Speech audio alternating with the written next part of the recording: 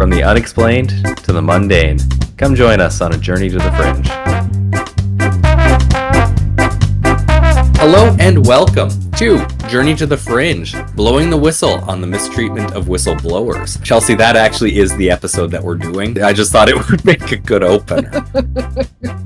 It really did. Blew it out of the water. Well, weird segue from coming out just after the episode on disclosure and that UFO coming in 2027, where they're talking about whistleblowers being uneasy coming forward. So they had to submit it anonymously. Well, I guess what we're going to be going over is stories why these people might feel bad coming forward as whistleblowers, that something might happen to them. We're going to talk about people who apparently committed suicide in the process of blowing the whistle on a corporation that they worked for. Okay, I'm ready for it. I believe I have 5 examples of this happening. How come you don't know? It's either 5 or 6. I can't remember off the top of my head. It's a script that doesn't have the numbers at the top. You would think it would, but hey.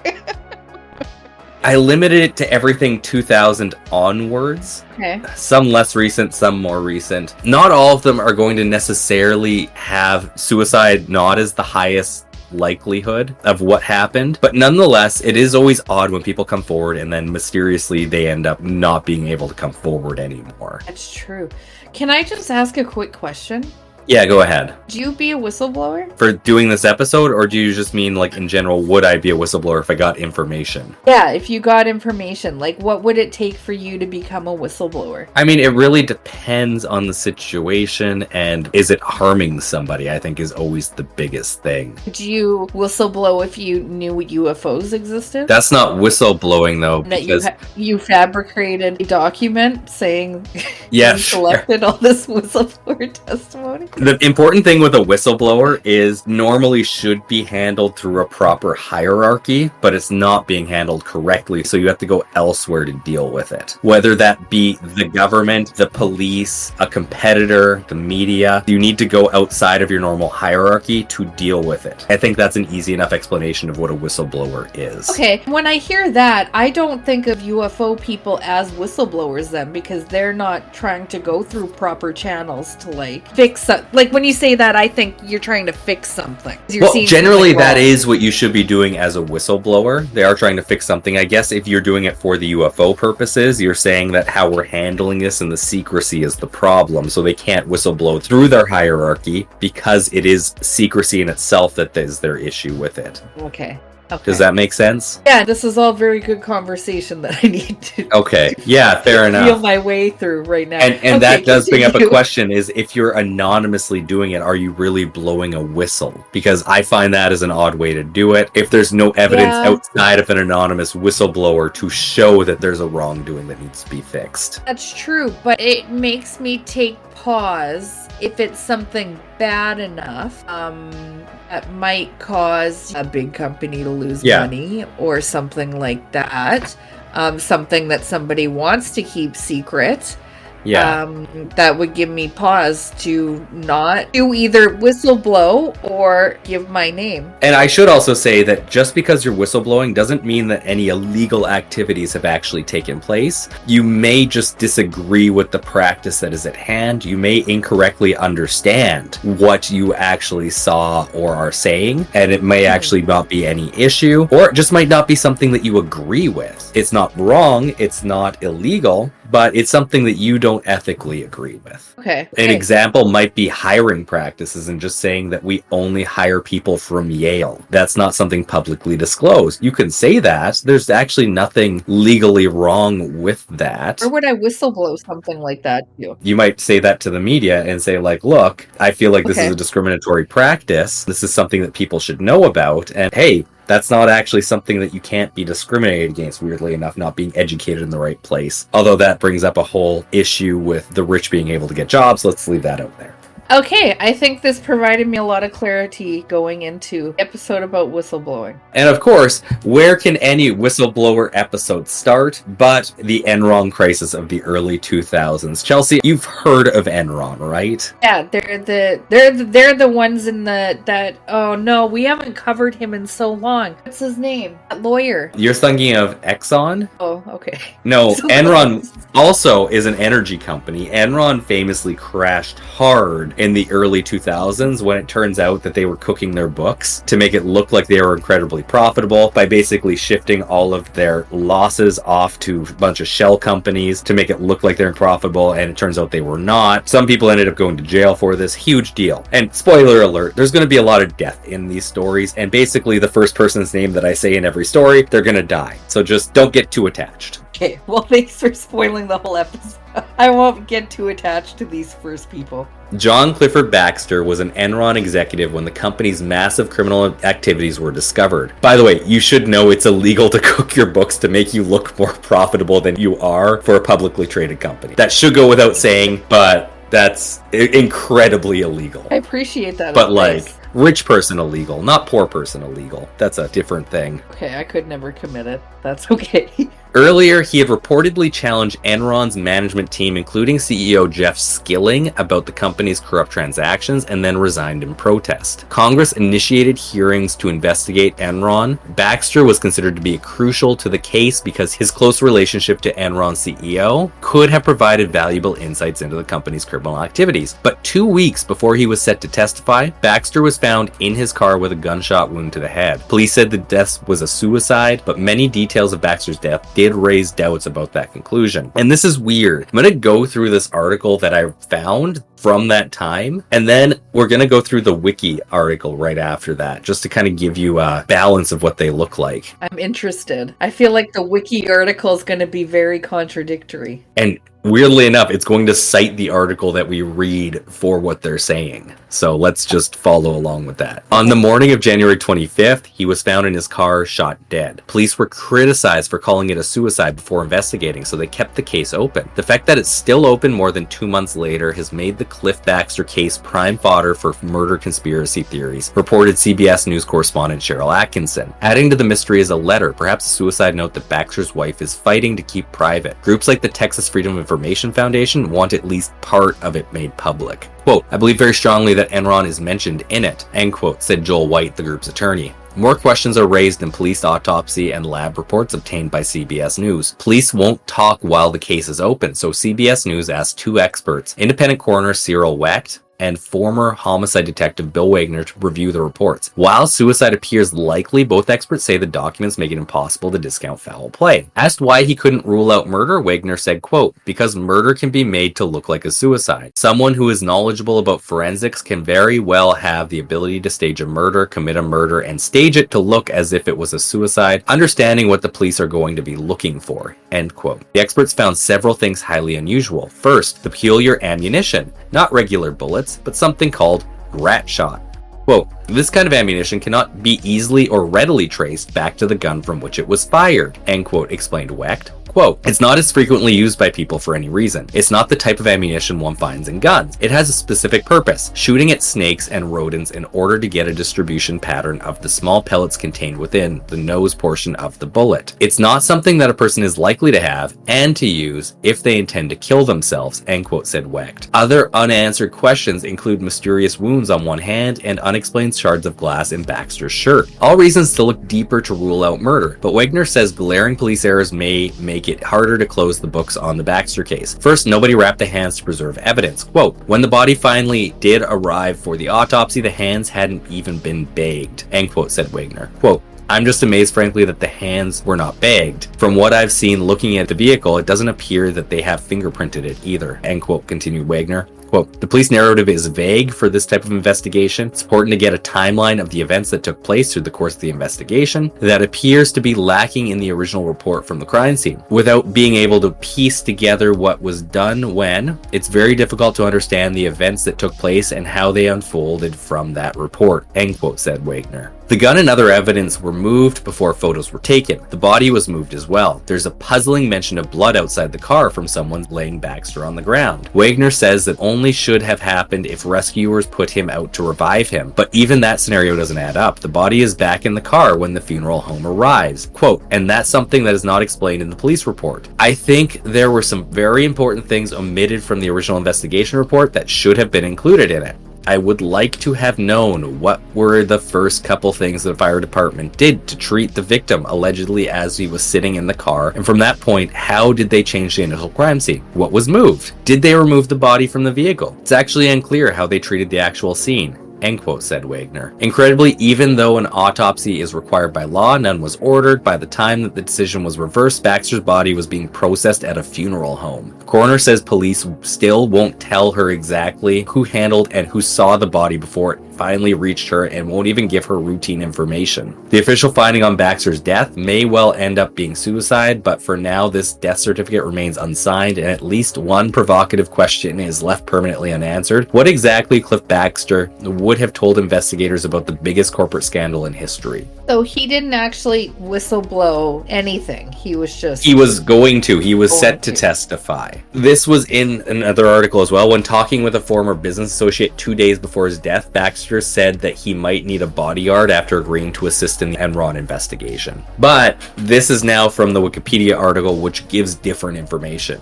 Which is so weird because you can't at all edit Wikipedia. First off, very important, Baxter was sued personally when the Enron stuff was going on for $30 million after the bankruptcy of Enron due to his sale of $30 million worth of Enron stocks in the months prior to Enron's bankruptcy in December of 2001. Fortune magazine writer Bethany McLean described Baxter in Enron, The Smartest Guys in the Room as being a good deal maker, but also being a manic depressive. Skilling stated before Congress in February of 2002 that Baxter had visited Skilling shortly after Enron had declared bankruptcy and was heartbroken by what had happened to Enron. In his testimony, Skilling quoted Baxter saying, quote, "They're calling us child molesters. That will never wash off," end quote. Whoa. They're linking back to that article with the stuff? No, that was before Congress. Okay. And sorry, this is in the Wikipedia. This part is where it links back to the article. I will tell you when it links back to the article. Okay. On January 25th, 2002, after agreeing to testify before congressional committees in February of 2002, after being subpoenaed regarding his knowledge and evidence of the scandal at Enron, Baxter was found dead in his black Mercedes in Sugar Land, Texas, with a self-inflicted gunshot wound. The ammunition used was a Glazer safety slug, which at the time was misreported as a snake shot. That's the added context. That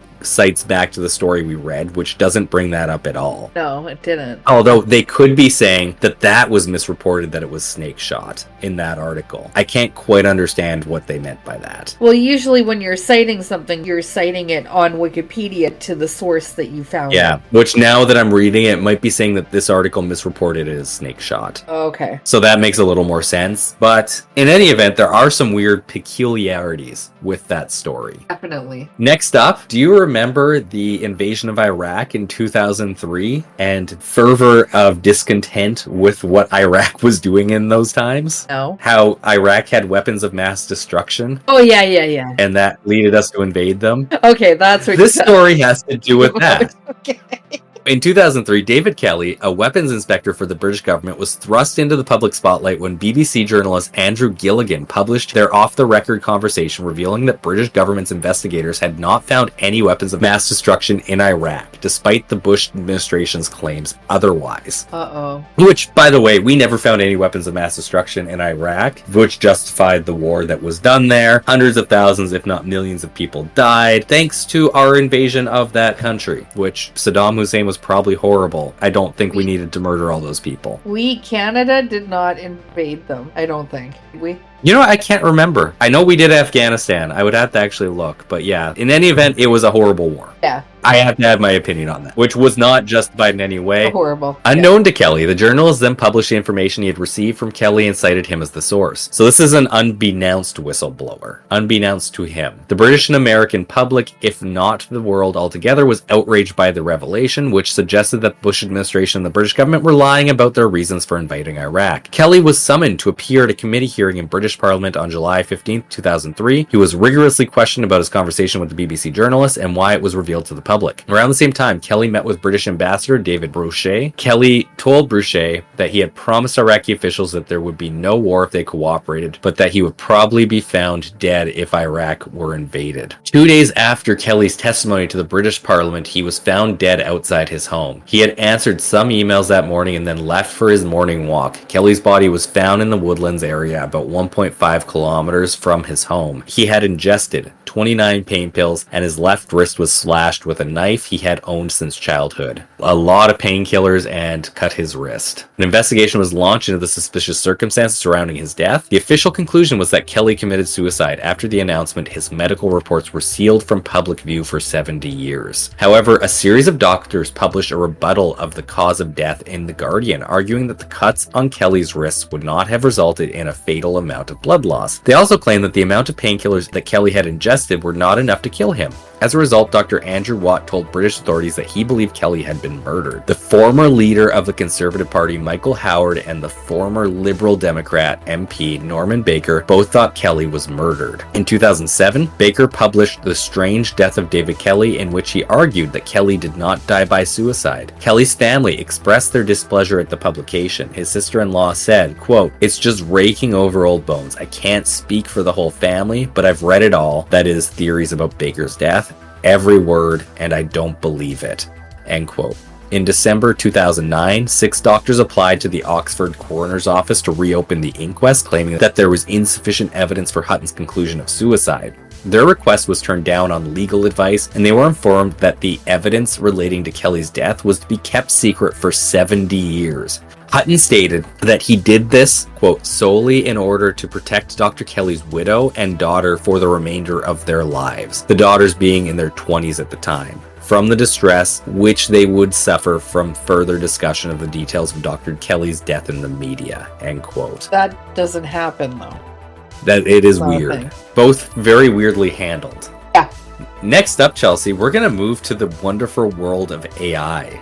Okay. With a guy by the name of Sushir Balaji. Sushir Balaji spent 4 years as an artificial intelligence researcher at OpenAI. Among other projects, he was involved in gathering and organizing the internet data used to train GPT-4. I should say OpenAI is the company who makes ChatGPT, a language model used by the company's online chatbot, ChatGPT. He also worked on a precursor model called WebGPT. He left the company in August 2024 after becoming disillusioned with its business practices. After leaving OpenAI, Balaji said he had been working on personal projects. He planned to create a nonprofit centered on machine learning and neurosciences, according to his mother. In an October 23, 2024 New York Times profile, Balaji alleged that the products like ChatGPT violated United States copyright law because they're trained on products of business competitors and because the chatbot's output can then imitate and substitute other products. He said that ChatGPT and similar chatbots are ruining the commercial viability of the individuals and organizations who produce the data that the AI systems are trained on. He was quoted as saying, quote, "If you believe what I believe, you have to just leave the company," end quote. The New York Times piece contains a summary of Balaji's essay called "When Does Generative AI Qualify for Fair Use?" published on his website earlier that week. In the essay, he mathematically analyzed outputs of large language models such as ChatGPT and argues that they fail the 4-factor test for determining fair use under US copyright law. He further suggests that the arguments could be applied to other generative artificial intelligences products as well. At the time, OpenAI was being sued for copyright infringement by prominent authors and publishers, including the New York Times. In a November 18, 2024 court filing, Balaji was identified by the New York Times attorneys as one of a number of people who might have relevant documents in the copyright case against OpenAI. Balaji had said that he would testify against the AI company. OpenAI argued that its software was, quote, grounded in fair use and related international copyright principles that are fair for creators and support innovation, and was trained on publicly available data, end quote. But on November 26, 2024, police said they found Balaji dead in his apartment in San Francisco when they arrived there after being requested to conduct a well-being check. He was 26 years old at that time. Police claimed that there was no evidence of foul play during the initial investigation, and the San Francisco chief medical examiner determined the death was a suicide, as has the San Francisco Police Department. San Francisco police have said the investigation is open and active. As of January 20th, 2025, no official documents of the medical examiner's autopsy have been released. The office said that they would be released once toxicology tests are completed. Balaji's death has prompted public and media interest, particularly given his whistleblowing claims and status as a custodian witness in a lawsuit against OpenAI OpenAI. A spokesperson for his former employer, OpenAI, said he was devastated by the news of Balaji's death. Balaji's parents and friends believe the circumstances of his death are unclear. His family and close friends report that he had no history of mental health issues or distress and was in generally good spirits after his birthday that week. The parents say they hired an independent investigator to determine the cause of death. They have a private autopsy conducted by Dr. Joseph Cohen, which Balaji's mother said, quote, doesn't confirm the cause of death stated by the police, end quote. Balaji's parents believe their son was murdered by a firearm and have called for an FBI investigation. They cite evidence from the independent investigation, such as a downward bullet travel path that would be impossible by a self-administered gunshot, and unexplained evidence like a tuft of hair found at the scene that did not belong to Shashir. Balaji's mother declined to share the second autopsy with the Mercury News and Washington Examiner, two San Francisco newspapers. And then a few assholes that I don't actually like, but their names come up. Elon Musk, Tucker Carlson, California Congressman Ro Khanna, and San Francisco Supervisor Jackie Fielder have publicly echoed Balaji's parents' skepticism and calls for an investigation. Balaji's mother discussed her son's death on Carlson's podcast, The Tucker Carlson Show, on January 15th, 2025. I hate that I had to bring that up, but whatever, we're here. Doubts about the cause of death spread on social media even before Balaji's parents had made their public statements. California State University East Bay lecturer Nolan Higdon described the public discourse as, quote, baseless conspiracy theory, end quote, and mentioned social media monetization schemes and advertising revenue as a financial incentive for social media influencers and podcasters to propagate it. End of quote, end of this story. Because this one's still unfolding. Next up, Chelsea, of course, none of these could be complete without us focusing in on the Boeing scandal. And I know you're aware of this one. I was waiting for this one to come up. Chelsea, did you know there are cases involved with the Boeing scandal? I mean, cases. As in more than one whistleblower we're going to be talking about. Yes. The other ones definitely have been in the news, but this one is quite prominent. Not at the moment, but in recent moments. I think Boeing is still trying to figure out how the hell they're going to be a company from here. Well, let's face it, they're just going to get bailed out by the government. But they're not really recovering well from this. They're saying a lot of pretty bad stuff. And people keep mysteriously dying. Case in point, we're going to talk about John Barnett. John Barnett was born February of 1962 in Mount Shasta, California. In 1988, he moved to Camano Island, where he lived for 25 years. Joined Boeing in 1988, where he became a quality inspector. Barnett worked his way into a leading position while at the Boeing Everett factory, which produces the 747, 767, and 777 planes, where he said he was impressed with Boeing's attention to quality and safety. While there, he developed an 11-course curriculum for training other auditors. From 2010 to 17, he worked as a quality control manager for Boeing's South Carolina plant, which produces the 787. Barnett blamed a culture shift between the Everett and South Carolina plants on the latter's management being from the military, where he said he was pressured not to document defects and follow non-Boeing procedures. He characterized the defense-based management's motto as, quote, we're in Charleston and we can do anything we want, end quote. And their wish is to, quote, push planes out the door and make the cash register ring, end quote. He later said the factory and its management, quote, the whole place smelled of French fries, end quote, referring to the practice hiring mechanics whose previous experience was in fast food. Barnett said he was demoted and removed from management in 2013, for which he filed an ethics complaint. He was reassigned by the same manager that demoted him to another department in 2015. In 17, Barnett filed an FAA Air 21 whistleblower complaint against Boeing with OSHA, which is Occupational Health and Safety. In 2013, a senior manager downgraded Barnett's employment level for, quote, using email to express process violations, end quote, in place of face-to-face communications, which Barnett took to mean he shouldn't put problems in writing. The manager also pushed Barnett to get better at working in the gray areas and help find a way while maintaining compliance. Barnett said that management was pressuring and encouraging workers not to document defects, resulting in inaccurate build records, a violation of FAA regulations. He also said that Boeing was implementing a program that allowed mechanics to inspect and verify their own work, eliminating quality inspection employees altogether. During the investigation of a Spirit Aerosystems section with 4 quality inspectors, Barnett documented 300 defects, for which he was told they found too many defects. On a follow-up trip, Barnett was excluded, and only 2 inspectors were given a truncated timeline that only allowed them to document 50 defects, a reduction for which they were given accolades. Barnett attributed the pressure from management to overcome production delays with the 787, stating that documenting defects slows down the assembly line. In April 2024, another quality manager in Everett, Washington, Burl Myers, who had been at Boeing for 30 years, told the New York Times that the airline's manufacturer reprioritized schedule over quality. Also in April of 2024, quality engineer Sam Salepor, reported similar issues after a 2021 delay of the 787 due to an unacceptable fuselage gap. Salepor claimed that to address the flaws of the company took shortcuts that forced the gaps closed instead of engineering new parts. Salepor has also filed a whistleblower complaint with the FAA against Boeing. Barnett claimed that in 2016, a senior manager installed a scrapped, dented hydraulic tube in a plane. He filed a complaint with Human Resources. Boeing stated that they had investigated and did not substantiate those claims. He raised issues of more missing defective parts to management, fearing that they had been installed. He claimed his bosses directed him to finish paperwork on missing parts without determining where they ended up. No action was taken by managers. Barnett claimed workers did not follow procedures to track components, allowing the loss of parts and later installations of defective parts. He stated that these installations were to prevent delays on the production line, as was the lack of following procedure. In 2017, Barnett's team found that 25% of the oxygen systems on the 787 would fail to send oxygen through the cylinders to passengers in the case of an emergency. Oh my God. Barnett said that his report to management was stonewalled, so he alerted the FAA. Boeing's internal investigation found malfunctioning oxygen masks.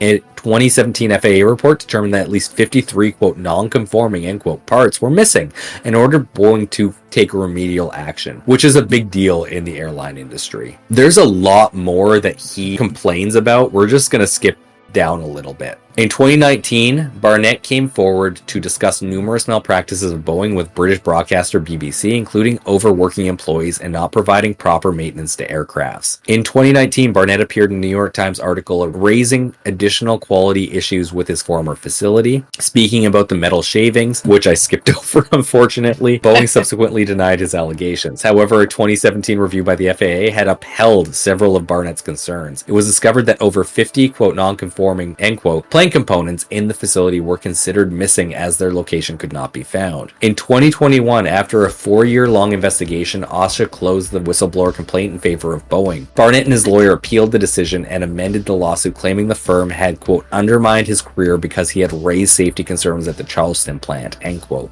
His attorney, Robert Turkowitz, criticized the effectiveness of whistleblower court systems because they do not have the power to subpoena documents from the defendant. In December of 2021, the United States Senate Committee on Commerce, Science, and Transportation released a whistleblower report determining that the FAA failed to administer adequate oversight to address concerns from Boeing and FAA whistleblowers. Boeing had settled a criminal charge with the United States Department of Justice in September of that year for conspiracy to defraud the government regarding fatal design flaws in the maneuvering characteristics augmentation system of the 737 MAX. I did not know about that. In early 2024, Barnett issued further warnings regarding Boeing's work culture and vehicle safety following Alaska Airlines Flight 1282, in which a door was blown off. Jesus, I remember that. Barnett was in Charleston, South Carolina the week of March 12, 2024 for his deposition stemming from his 2017 whistleblower complaint against Boeing. Before his death, he had given a deposition and had been undergoing direct examination by his own legal team and cross-examination by Boeing's. According to a March 2024 interview with his lawyer, Brian Knowles, Barnett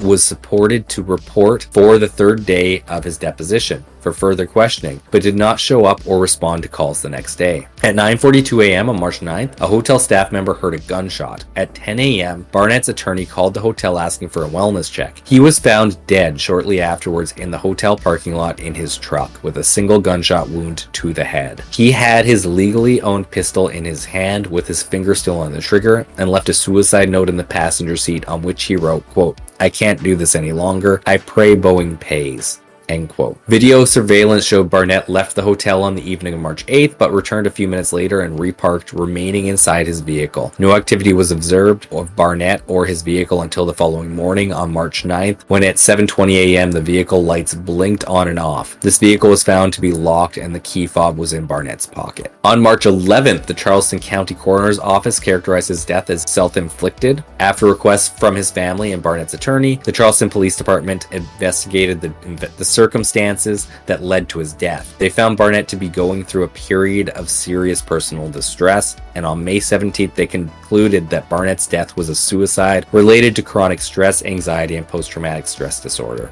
caused by the whistleblower case. There is video on. That's the what truck it sounds that he never like. left. Yes. That's a long time, though. He's in there for over 12 hours. I find that strange. During the investigation, the police obtained his cell phone and medical records, which showed participation in the ongoing legal battle with Boeing exacerbated numerous mental health issues related to the whistleblower case he was suffering from. Fingerprint analysis found only Barnett's, and a ballistics report confirmed the trajectory of the bullet was consistent as originating from Barnett's hand. As of March 12th, the lawsuit against Boeing was pending continuation under Barnett's estate.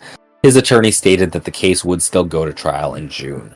My question is, we're thinking there's ulterior motives to this, but there's no one else seen on like video. That's what I'm gathering from that. Now, we are going to go through the conspiracy theories for it, though. Great, because I'm just like, what? Yeah. It seems like, why would this guy be fighting so hard, but then all of a sudden just give up? And that is 2 out of 3 days, and it would basically be the end because that's deposition. You might have to talk in court, but it's not going to be as hard as deposition. There is a conspiracy out there alleging that Boeing had assassinated Barnett, spread widely after a woman who identified herself as a friend of Barnett said that Barnett told her, quote, "If anything happens to me, it's not suicide," end quote. She said, quote, "They made his death look like a suicide," end quote. I have no idea who this she is. That's just what the Wikipedia article says. Boeing released a statement saying, quote, "We are saddened by Mr. Barnett's death, and our thoughts are with his friends and family," end quote. Knowles and Turkowitz told CBS News that Barnett was in very good spirits and really looking forward to putting this phase of his life behind him and moving on, those being his lawyers. "We didn't see any indication he would take his own life. No one can believe it," end quote. Turkowitz called for a police investigation into his death, but later told Fox News that he did not believe Boeing had orchestrated his death. Barnett's family said that, quote, "He was looking forward to having his day in court and hoped that it would force Boeing to change its culture. And he was suffering from PTSD and anxiety attacks as a result of being subjected to the hostile work environment at Boeing, which he believed led to his death," end quote. His attorney said in a statement after the release of the coroner's report, quote, "Mr. Barnett's last words make clear that while Boeing may not have pulled the trigger, the company is responsible for his death," end quote. It should be noted, though, after this death, 10 new whistleblowers from Boeing and this other company that we're going to talk about end up coming forward. Yeah. So this doesn't exactly stop anything. Are we going to talk about more? Because I know there's more deaths associated with the Boeing. I could only find the 2. We're going to talk about Joshua Dean now. And there's not a nice Wikipedia story about it. I found a good NPR article, but because it's an article, it's set up in a weird way. We talk about the death very early on, and then we get to everything else. Okay. This one's weird, though, because it's not a suicide. Interesting.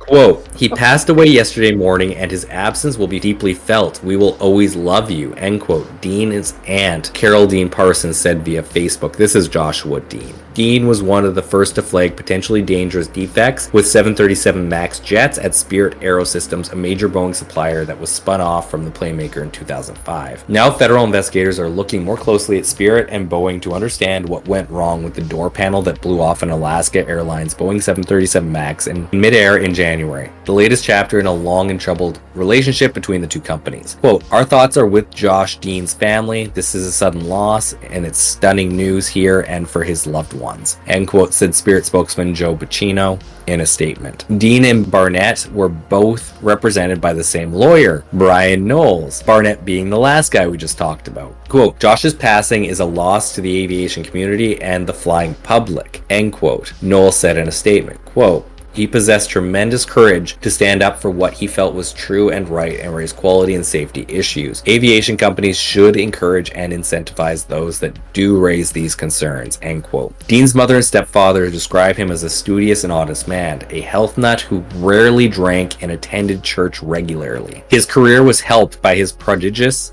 memory and attention to detail, they said. Quote, "He was just amazing. He could read something and then he could just tell you word for word what he read days later," end quote, said Win Weir, Dean's stepfather. Dean started feeling sick around 2 weeks prior to this story. I believe this was about April of 2024. His mother, Virginia Green, told NPR he stayed home from work for a couple days, but things got worse. Quote, Sunday, April 21st is when I got a call from him that he was really sick and having trouble breathing. Said he went to an immediate care and they told him he had strep throat, end quote, Green said. Green went to check on her son at his home, telling him to call her if he felt worse. Quote, he did call me a couple hours later, told me he was in the emergency room, and he was scared and they found something in his lungs, end quote, she said. He tested positive for influenza B, he tested positive for MRSA, he had pneumonia, his lungs were completely filled up, and from there he just went downhill, end quote. Dean was initially treated at St. Joseph Hospital in Wichita, but as he got worse, he was sent to an Integris hospital in Oklahoma City. It was a stunning turn of events for Dean and his family. Green says he was very healthy,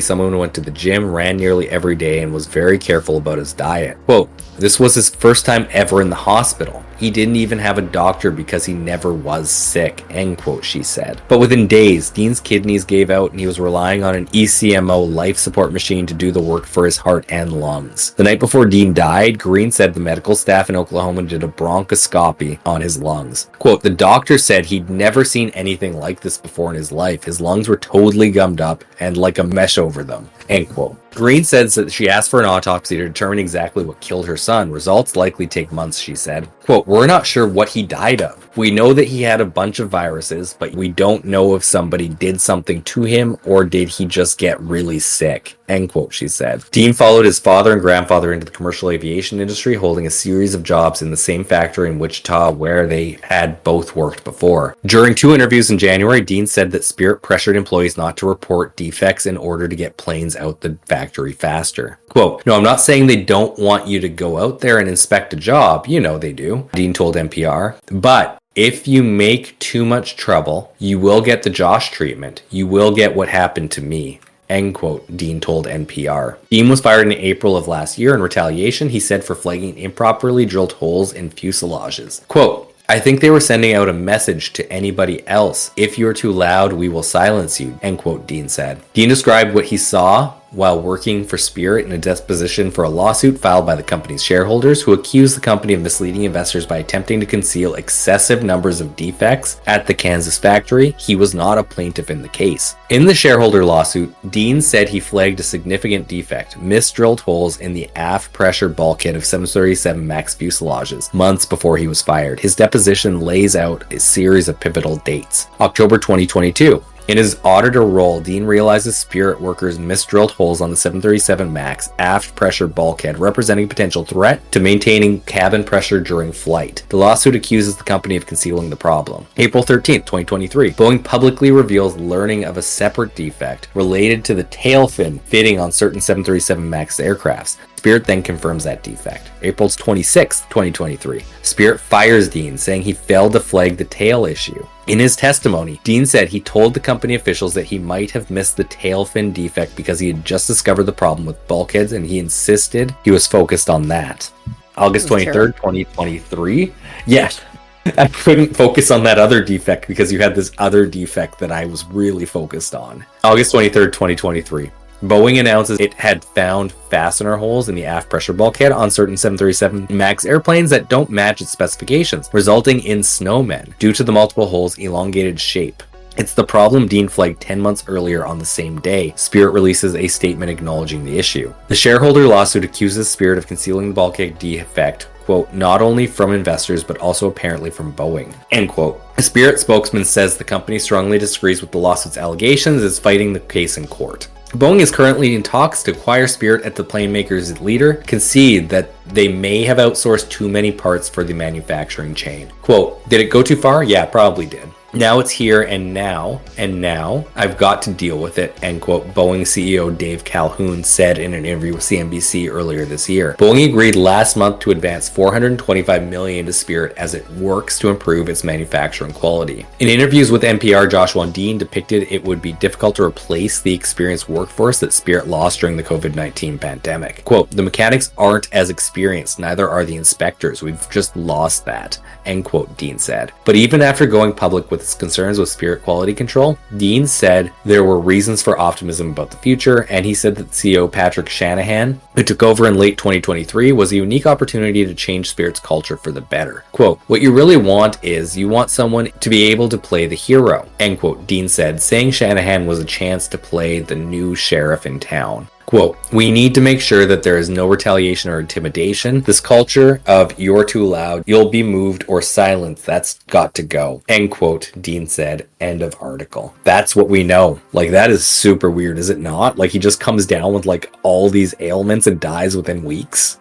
I mean, it can't be a coincidence. Something like that can't be a coincidence. It can be a coincidence, but it's really weird. And that's... Well, not only that, 2 people with the same speaking lawyer. out about it? Just really weird coincidences. Yeah, stay away from that lawyer. What was his name again? He's not advertising it, I know it, but his clients die. His last name's Knowles with a K. He's not talking about time traveling, is he? Brian Knowles, just so that we all know. Oh man, I'm so sad he's not president. We missed a good timeline. We missed a good president.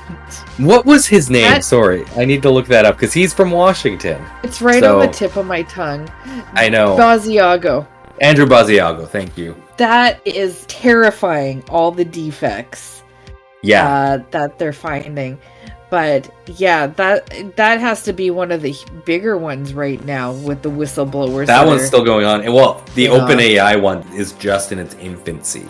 So that one could be huge. Like that whole thing. If they can't use copyrighted information to train AI, they can't make AI. Yeah, the implications of that are pretty huge as well. Didn't even think about that one. AI would be recent. And I do have some updates on them too, but those will come out leaked through the Fringy Minis when I'm not feeling sad. Okay, which is never, so... But yeah, Chelsea, those are my whistleblowers. That's it. It actually weirdly started out as an assassination episode, but ended up here. I don't know how. Well, sorry, I do know how, and it has to do with Luigi Mangione being found. Who's Luigi again? It's the guy who shot the United Healthcare CEO, allegedly. Right, okay. Because I started the episode with the intentions of covering unanswered assassinations in corporate work. But that one was answered, and it kind of killed a lot of that episode. That makes me not want to whistleblow, because I don't want to be assassinated. I'm still confused about the one in the truck, though. Nobody saw anything. I know. It is weird that he would pick that time, but also depositions can be very emotional. Like, they're asking you very hard questions, and you have to answer them. I'm leaning more that way, I think. I don't know. I also don't feel like it's a coincidence, so... But in any event, they are all weird, and that's what we're here for, is the weird. And Tranma. Praise be to Tranma. I have been Taylor. Here with Chelsea. We are Journey to the Fringe. Thank you all for listening, and we'll see you next week. Bye. Thank you for listening to Journey to the Fringe. If you have liked what you have listened to, please like, share, subscribe, or follow, depending on what venue you are listening to us through. Also, please, if possible, leave a 5-star review, as that really helps us in the algorithms. Should you wish to interact with us, please check us out on your social media of choice. I bet you we are there. And if you really want to communicate with us and give us ideas for new episodes, or tell us that we're wrong and terrible, either way, please send us an email at journeytothefringe@gmail.com. For now, I'll see you in the next episode.